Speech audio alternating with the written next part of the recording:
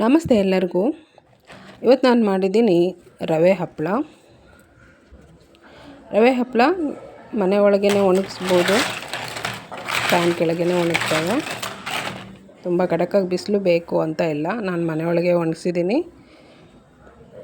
ಚೆನ್ನಾಗಿ ಗರಿಗರಿಯಾಗಿ ಆಗಿದ್ದಾವೆ.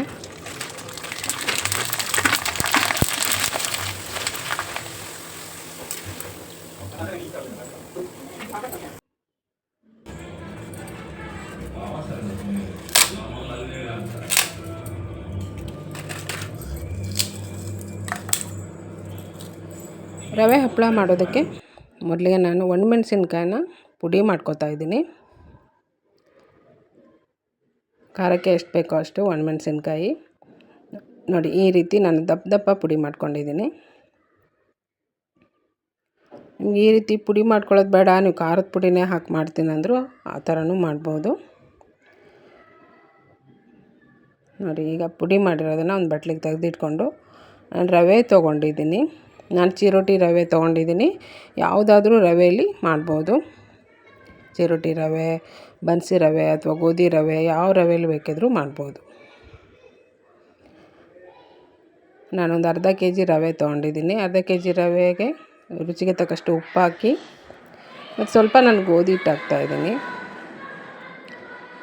ಒಂದೆರಡು ಟೇಬಲ್ ಸ್ಪೂನ್ ಸದ್ಯಕ್ಕೆ ಹಾಕಿದ್ದೀನಿ. ಇದಿಷ್ಟನ್ನು ಸ್ವಲ್ಪ ಮಿಕ್ಸಿ ಮಾಡ್ಕೋಬೇಕು. ನೋಡಿ, ಈ ರೀತಿ ರುಬ್ಕೋಬೇಕು. ತುಂಬ ನುಣ್ಣಗೆ ಬೇಡ. ಆಮೇಲೆ ಇದಕ್ಕೆ ಒಂದಷ್ಟು ಅಂದಾಜು ಮೇಲೆ ನೀರು ಹಾಕಿ ಮತ್ತೆ ಇದನ್ನು ಮಿಕ್ಸಿ ಮಾಡ್ಕೊತೀನಿ, ಅಂದರೆ ರುಬ್ಕೋತೀನಿ. ಚೆನ್ನಾಗಿ ಮಿಕ್ಸಾಗಿ ಸ್ಮೂತಾಗಿ ಬರುತ್ತೆ ನೀರು ಹಾಕಿ ರುಬ್ಕೊಳ್ಳೋದ್ರಿಂದ. ನೋಡಿ, ಚೆನ್ನಾಗಿ ಮಿಕ್ಸಾಗಿ ಬರುತ್ತೆ ಮಿಕ್ಸಿಯಲ್ಲಿನೇ ನೀರು ಹಾಕಿ ಮಾಡೋದ್ರಿಂದ.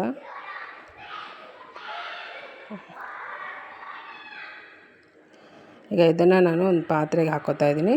ನಾನೊಂದು ಅರ್ಧ ಕೆ ಜಿ ರವೆಗೆ ಗೋಧಿ ಹಿಟ್ಟು 3 ಟೇಬಲ್ ಸ್ಪೂನಷ್ಟು ಹಾಕ್ಕೊಂಡಿದ್ದೀನಿ. ನೀವು ಹೆಚ್ಚು ಕಮ್ಮಿ ಎಷ್ಟಾದರೂ ಹಾಕ್ಬೋದು ಗೋಧಿ ಹಿಟ್ಟು. ಈಗ ಮತ್ತೆ ಸ್ವಲ್ಪ ಮಿಕ್ಸಿ ಜಾರಿಗೆ ನೀರು ಹಾಕ್ಬಿಟ್ಟು ಅದನ್ನು ಹಾಕಿ ಮಿಕ್ಸ್ ಮಾಡ್ಕೊಡ್ತಾ ಇದ್ದೀನಿ.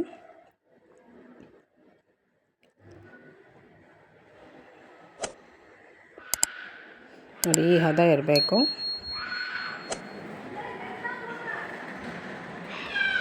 ಈಗ ನೋಡಿ, ಸ್ಪೂನಲ್ಲಿ ಹಿಂದೆ ತಿರುಗಿಸ್ಬಿಟ್ಟು ಒಂದು ಗೆರೆ ಎಳೆದ್ರೆ ಅದು ಕೂಡು ಬರಬಾರ್ದು. ಆ ರೀತಿ ಅಷ್ಟು ತೆಳು ಇದ್ದರೆ ಸಾಕು. ಈಗ ಇದಕ್ಕೆ 1-2 ಸ್ಪೂನು ನಾನು ಜೀರಿಗೆ ಹಾಕ್ತಾಯಿದ್ದೀನಿ.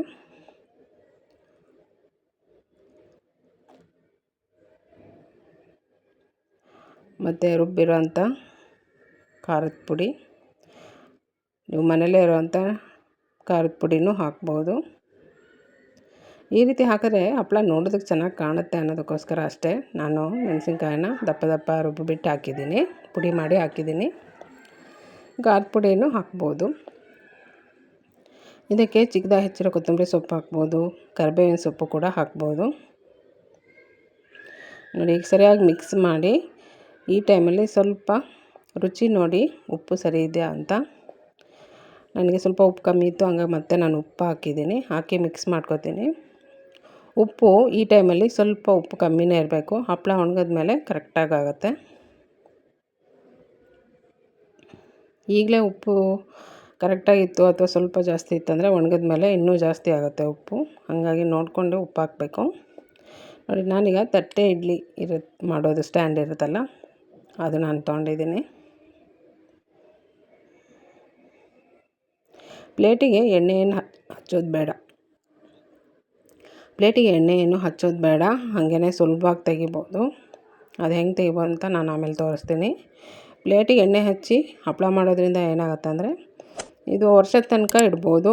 ವರ್ಷದ ತನಕ ಇಡುವಾಗ ಹಪ್ಪಳ ಎಣ್ಣೆ ವಾಸನೆ ಆಗಿಬಿಡುತ್ತೆ. ಎಣ್ಣೆ ಏನು ಹಚ್ಚೋದು ಬೇಡ, ಹಂಗೆ ತೆಗಿಬೋದು ಸುಲಭವಾಗಿ. ನಾನು ತೋರಿಸ್ತೀನಿ. ಈಗ ನೋಡಿ, ಈ ರೀತಿ ಸ್ಟೀಮಲ್ಲಿ ಇಡ್ಲಿ ಬೇಯಿಸ್ತಿರಲ್ಲ ಆ ಥರ ಸ್ಟೀಮಲ್ಲಿ 2ರಿಂದ ಬರೀ 3 ನಿಮಿಷ ಸಾಕು. ಮೀಡಿಯಮ್ ಫ್ಲೇಮಲ್ಲಿ, ಸ್ಟವ್ನ ಮೀಡಿಯಮ್ ಫ್ಲೇಮಲ್ಲಿ ಇಟ್ಬಿಟ್ಟು 2ರಿಂದ 3 ನಿಮಿಷ ಸಾಕು ಬೇಯಿಸಿದ್ರೆ ಬೆಂದ್ಬಿಡುತ್ತೆ.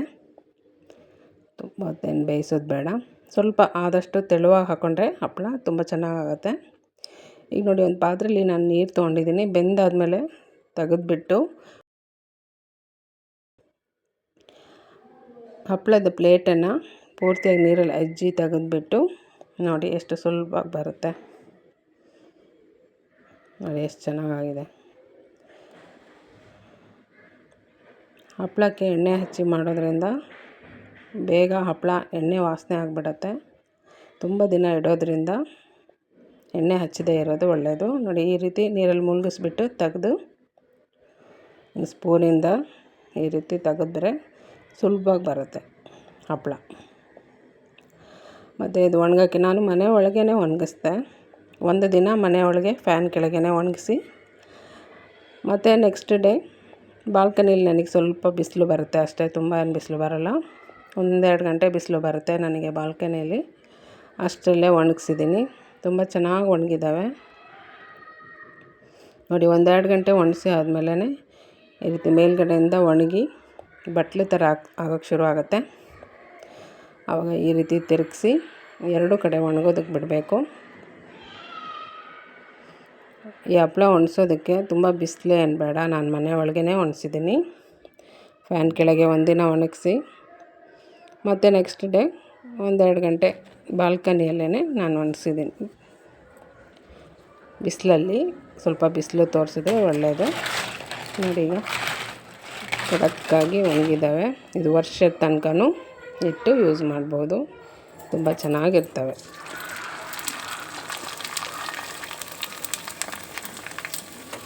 ಈಗ ನೋಡಿ ಗರಿಗರಿಯಾದ ಹಪ್ಪಳ ರೆಡಿಯಾಗಿದೆ.